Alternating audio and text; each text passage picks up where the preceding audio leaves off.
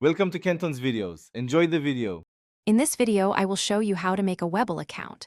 First, download the Webull app, available on both iOS and Android devices. Once installed, open the app and begin the registration process. You will need to provide either your mobile phone number or an email address. A verification code will then be sent to you. Enter this code to confirm your contact information and proceed to the next step. This initial setup takes just a few moments. Next, you will be prompted to enter your personal details. This includes your full legal name, your date of birth, and your current residential address. For tax reporting and regulatory compliance, you will also need to provide your social security number.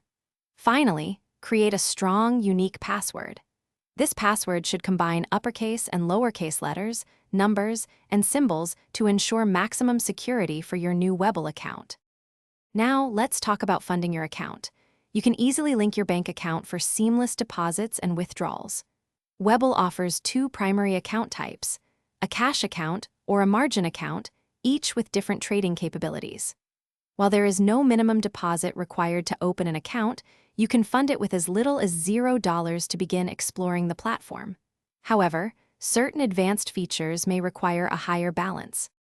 The final step involves submitting any necessary documents for identity and address verification.